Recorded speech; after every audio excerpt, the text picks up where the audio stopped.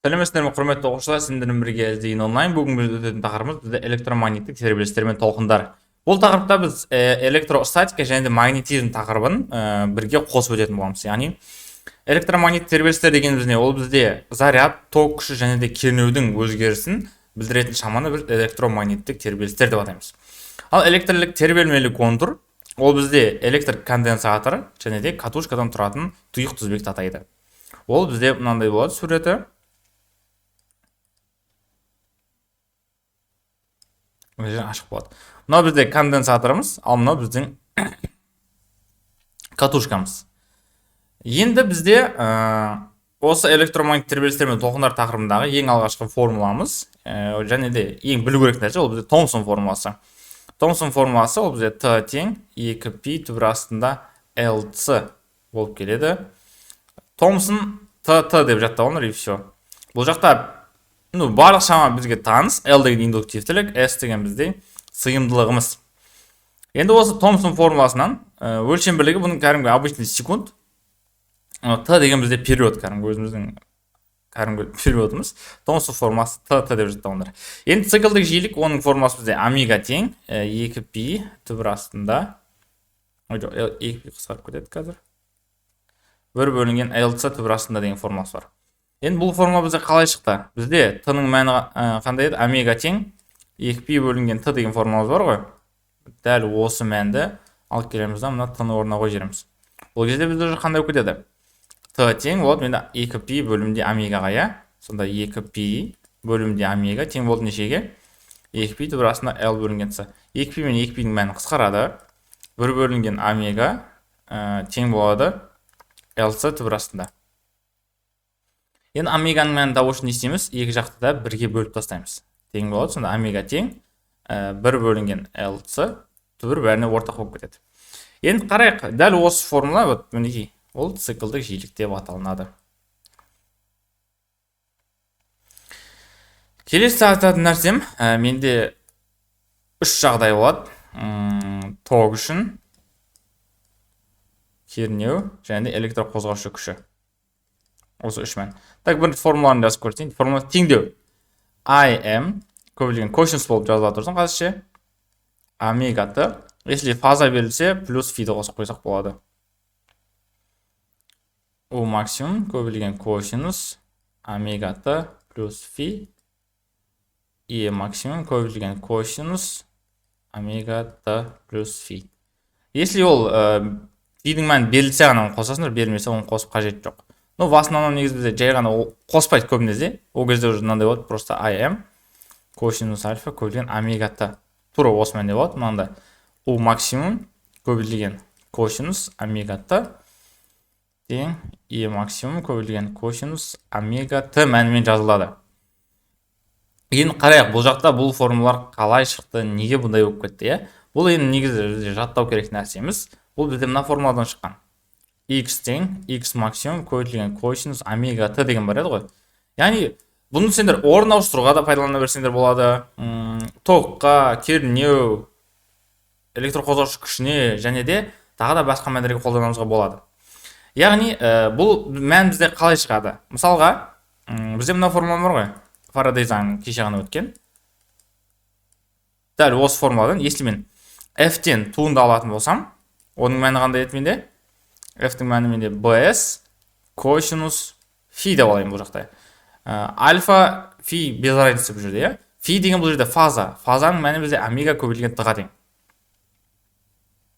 Қазір осыны орнына қойып қояйын, сонда фидің мәні тең болды неге? BS косинус омега Т. Енді осы формуладан если мен туынды алсам дедім, мында, туынды алатын болсақ, мынаның мәнінен. Ол бізде басқа тұрғыда алынады.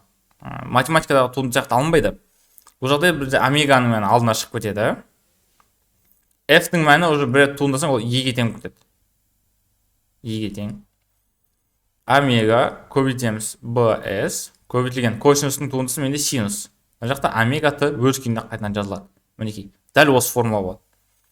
Оның бір рет туындысы сонда бізде BS омега алдында көбейтілген синус. Так, бұлай жазайын мен. Бастапқысын жазып қойын. Ол бізде қандай болды? BS косинус омега Т болып тұрады үшін. Значит, біз осыдан туындалу керекпін деген сөз, иә. Бұдан туындалып жүретін болсам, омега көбейтілген bs көбейтілген синус болады, көбейтілген омега t бөлімде біздің уақытымыз. Вот, міне осындай мәнге ие болып кетеді. Ал егер де бізде есепте орам саны берілетін болса, ол кезде обычно боларса мына жерге n-ді қоса саласыңдар, бітті. Если ол берілмесе керек жоқ. Мына мәнмен ала береміз. Есте сақтадық қой. Енді қарайық, бізде ол не только эпсилонға v тең s бөлінген t-да да осындай болады. Так, I тең q бөлінген t мәнінде демейді осындай болады. Короче, t-ға бөлінетін формулалардың бәрі бар ғой, солардың барлығында осындай мәнге ие болып кетеді. Яғни s-тен если мен бір рет туындасам, ол менде v-ға тең болады. Ал q-дан бір рет туындасам, ол менде i-ға тең болып кетеді мәні. Формуласы дәл осындай. Мысалға x, бұны негізі s деп келмейді, в основном бізде x деп келеді, потому что бұл жердегі s-тің мәні орын ауыстыру ғой бұл жерде. Немесе жүрген жол, иә? Оны біз x әрпімен белгілесек те бола береді. Ол кезде уже мынандай болады бізде. x көбейтілген косинус, xm болып кетеді уже. Көбейтілген омега t. Бұдан біз бір рет туынды алатын болсаң, тең болып кетеді. Омега көбейтілген x максимум, көбейтілген синус мынау, көбейтілген омега t болып қайтадан жазылады. Мына жақта дәл сондай нәрсе. Q-дің мәні ешқашан өзгермейді. Просто q максимум, бұнда жазып көрсетсең, q max көбейтілген косинус омега t. Не только косинус, ол бізде синус мәнінде де бола береді. Мен просто мысалға келтіріп жатырмын. Бұдан туындасаң, омега алдына шығып кетеді, көбейтілген q максимум, көбейтілген синус, көбейтілген омега t. Так, есте сақтайық. Өзгеретін нәрсе не? Ол бізде біріншіден омеганың мәні просто алдына шығып кетеді. Видите, омеганың мәні алдына көбейтіліп кетеді. Бірінші өзгеріс сол. Екінші нәрсе ол бізде мына синус, косинусқа косинус синусқа өзгереді. Оны біз математикадан білетін шығармыз, иә? Өйткені екеуінің туындысы бір-біріне тең болады. Все, мінекей осы бізде айтар нәрсеміз. Және де қарайық. Бұл жақта im деген не? Мынау бізде максимал мәні, немесе ток күшінің амплитудасы деп те айтсаңдар болады, немесе I-дің максимал мәні, U-дің максимал мәні, E-ның максимал мәні деп те айта берсек болады. Мына жақта сендерге косинус фи деп те келуі мүмкін. Ол жағдайда уже фи нулевой болып кетеді. Бастапқысы. Өйткені омеганың мәні неге тең дедім? Ол фиға тең, иә? Мына жерде тұр. Омеганың мәні менде фиға тең. Косинус фи деп келсе, просто оны омега t деп ашып жіберсеңдер болады. Фи тең омега t. Все, орнына қоясың, туынды аласың. Ол туындысы уже мына жақта көрсеттім, иә? Мысалы жаңа токтікі ма? Мін. Бірақ ол Q-дан туынды алатын болсаң, ол бізде I-ға тең болады. Енді сен сұрақ болуы мүмкін. Мысалға, мына жерден туынды алса қалай болады деп? Просто, мынаны қара. Если мына жақтан туынды алатын болсаң, так, оны қайда жазамын енді. Мысалға, осы жерді көрсетейін. Мына мәннен туынды алсам, мен осы жақтан туынды алатын болсам, или ол қиын болып кетеді қазір. Кен омеганың, мына жерде мен туынды аламын. Просто омеганың мәнін көбейтемін. I максимумге көбейту синус альфа. Синус көбейтілген омега t болып кетеді. Болды, все. Түсінікті ғой? Мына мәнде мысалы туындасам. Ол көп кетеді біз есептерде. Қазір мысалдармен әдемілеп көрсетемін. Так, мінекей, мынаны жатта болу керек, мынаны білу керек. Ол постоянно келеді. Потому что мысалы бізде не бар ғой? V-дан бір рет туынды алсаң, мысалға A тең дельта V бөлінген бізде дельта T ғой, үдеудің формасы. Ал V-дан туындасаң, ол бізде A-ға тең кетеді мәні. Видите? Дәл осындай. Так, алғашқы есебіміз бізде жиіліктің мәні берілген, бізге сыйымдылықты табыңдар дейді. Яғни с-ның мәнін табу керек. Томсон формуласын жазамыз. T тең 2π турасында L бөлінген LC. Енді мен жиілік табу керек, ол үшін не істейміз? Ой, ой, атын еді мына. Периодтың формуласы бар, 1 бөлінген нью деген, е? Осы 1 бөлінген ньюді мына t-ны орнына қойып жіберемін. Сонда менде 1 бөлінген нью тең болды 2π турасында LC-ға. Бізге сыйымдылықты табу керек, ол үшін не істейміз? Екі жақты да квадраттап тастаймыз. Квадраттайтын болсам, 1 бөлінген нью квадрат тең болады 4π квадрат LC. Бізге с-ның мәнін табу керек, ол үшін не істейміз? Нью мына жаққа көбейтіледі да. бір тең болып қалады. Мынаны қараңдар. 4p квадрат көбейтілген lc көбейтілген нью квадрат болады. Енді бізге с-ның мәнін табу үшін 1-ді осының бәріне бөліп тастаймыз, болды. 4p квадрат көбейтілген l көбейтілген нью квадратқа. Так, шығарайық. Бір бөлімінде 4p квадрат болып тұрады соң, қазір қысқарады бұл. Индуктивтілік бізден 1 милли дейді. Ол деген оның минус 3 қой. Так, жиілікке қатысты оны бөлек жазбайын мұнда, анда симайды атам. Ньюдің мәні менде тең болып тұр. Мынандай болып тұр, оны қараңдар, мәні 1 бөлінген 3p көбейтілген 10-ның 6 дәрежесі. Еще ол квадратта. Оны симін квадратта жіберем. Сонда неше болады? 10-ның 12 бөлімінде 9p квадрат болып кетеді. Осы мәнді әкеп мына жерге қойып жіберейін. 10-ның 12 мына жерде 9p квадрат. P квадраттың p квадратын жерде қысқарып кете салады. Деген дейміз. Бізде қалған нәрселер жазып қояйын. Так, 4 көбейту. Мына жерде 10-ның минус 13 пен 12. Бізде шығады 10-ның 9 дәрежесі. Бөлімінде 9. 9 менде үстіне автоматически шығып кетеді. 4-ке бөліп 4 көбейту 10-ның 9-ға бөлеміз, иә? 9-ды 4-ке бөлетін болсам, 9-ды бөлеміз 4-ке, менде шығады 2,25. 2,25 көбейту 10-ның минус 9 болады. Минус 9 мына жақтан шықты. Плюс 9 үстіне барғанда минус 9 барады. Яғни 2,10-нан 2,25 нано фарад десек те болады. Келесі есепке кеттік. Келесі есеп бізде теориялық сұрақ сияқты. Ол қалай? Потому что мұны ешқандай есептеп керек емес. Томсон формуласын жазайын. Т тең 2π турасында lc. Бізге айтады, сыйымдылық 4 есе артса дейді. Сыйымдылықтың мәнін 4 есе арттырайық. Сыйымдылық 4 есе артса, период не істейді дейді. Период менде 2 есе артады. Неге 2 есе? Потому что мұнда турасынан шықты ғой. Екеуі біріншіден бір-біріне тура пропорционал. Екіншіден с бізде яғни сыйымдылық турасында тұрғандықтан 4-тің турасы 2 болады бізде. Сондықтан 2 есе артады болады. Қайда? D. Екеуі бір-біріне тура пропорционал болғандықтан артып жатыр. Так, келесі есепте бізде просто индуктивтілік табыңдар дейді. Еш нәрсе. Так, Томсон формуласы LC турасында индуктивтілік табу керек. Квадраттап тастаймыз. Түбірден құтылу үшін екі жақта да. T квадрат тең 4p квадрат көбейтілген L көбейтілген C. L-дің мәнін табу үшін не істейміз? T квадратты бөліп тастаймыз мына жаққа, иә? 4p квадрат көбейтілген C. Так, период менде 1,57 милли дейді. Көбейту 10-ның минус 3 дәрежесінің квадраты.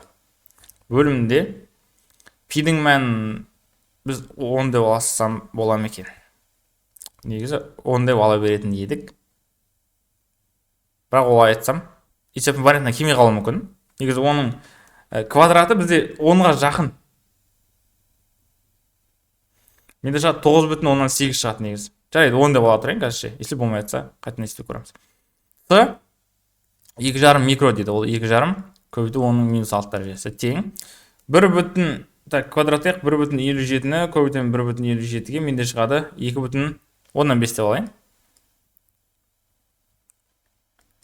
Көбейту 10-ның минус 6 бөлімінде 40 көбейту 2,5 көбейту 10-ның минус 6. Минус 6 минус 6 қысқарады. 2,5-ні 2 қысқарып тадым. 1-ді 40-қа бөлетін болсам, 1-ді бөлеміз 40-қа, менде шығады 0,025 шықты. Так, жуықтаған дұрыс болған екен. Так, енді көрейік. Бұл қай вариантқа келеді? Конечно, біздің Е вариантымызға, иә? Е вариантына келіп тұр. Өйткені 25-ті минус 3-ке көбейтсеңдер, бізде 0,025-ке тең болады. Так, мына жақта бізге резонанстық жиілік дейді. Мысалы қараңдар, неге резонанстық жиілік және де ньюдің мәнін жазып қойған деген сұрақ болуы мүмкін. Потому что менде резонанстық жиілік деген ол негізі омега әрпімен белгіленеді. Оны қазір астында түсіндіремін тағы да. И бізге резонанстық жиілік деп ньюдің мәнін беріп қойған, поэтому и оны өлшем бірлігіне қарап білсек те болады. Бізге ньюдің мәнін табу керек. Қазір түсініксіз болуы мүмкін, но алда уақытта түсіндіресің, неге олай жаздық, не айтып отырмын деп вообще. Т тең 2π турасында LC.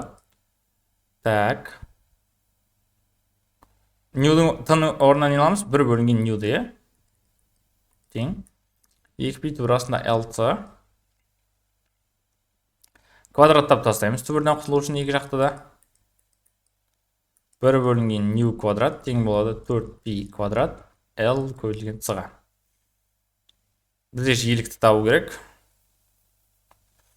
Ол үшін нью квадрат. Мына екеуін орнын ауыстырамыз, е? Нью квадрат мына жақта. Тең болады, сонда 1 бөлінген 4π квадрат көбейтілген L көбейтілген c. Так, 1 бөлінген бөлімінде 4π квадрат. Так, π квадраттың мәнін қайтадан 10 деп алайын, жоқтап. Өйткені қысқаратындай шама жоқ екен. 4 көбейтілген 10. Индуктивтілік менде 4-ке тең, сыйымдылық менде 9-ға тең. Bir bölümde так 169'a көшейін. 160'ты көбейтетін болсам 9'а, менде шығады 1440. Так, есепте оказывается менде пи мен шыққан варианттар тұр екен ғой.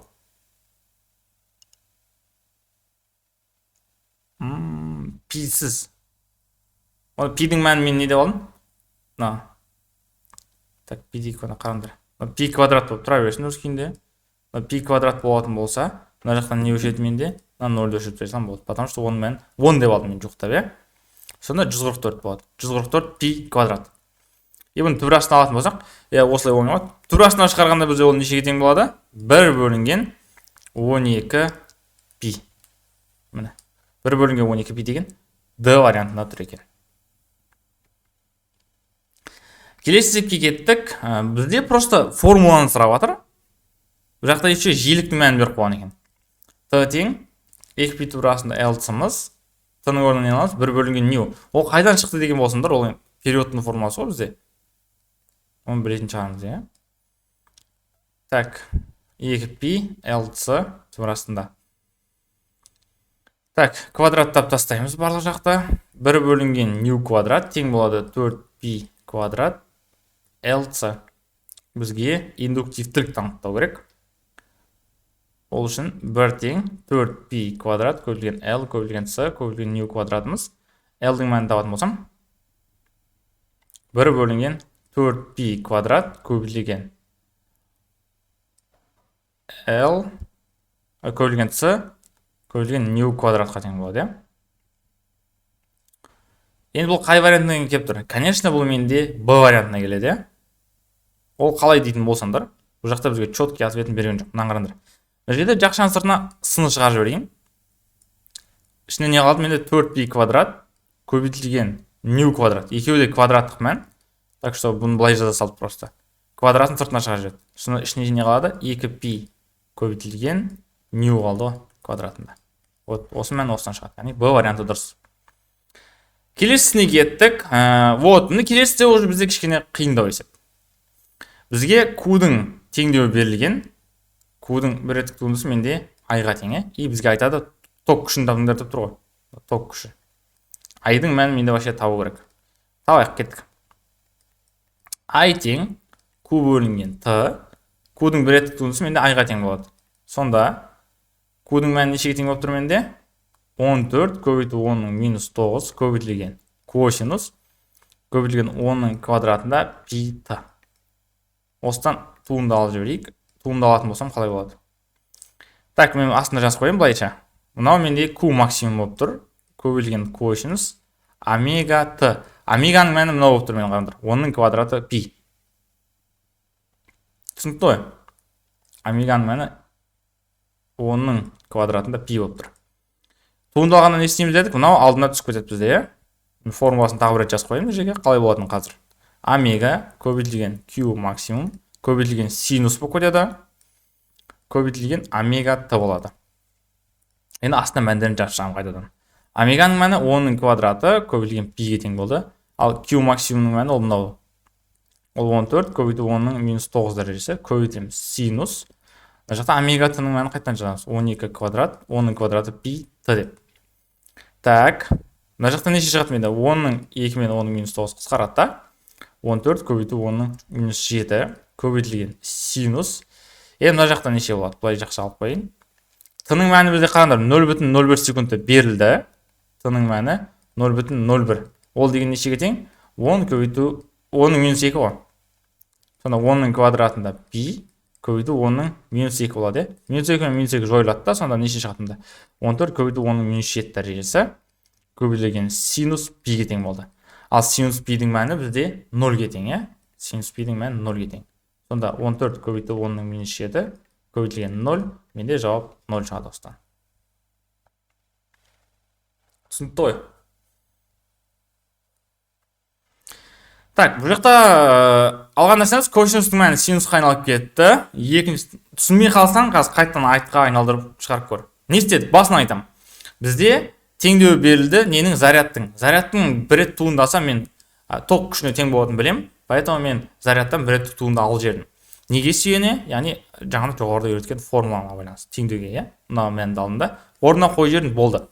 Мына жаққа дасқаналын көрсеттім, қалай жазылғанын, потом берілген мәндерді орнына қойып тастадым.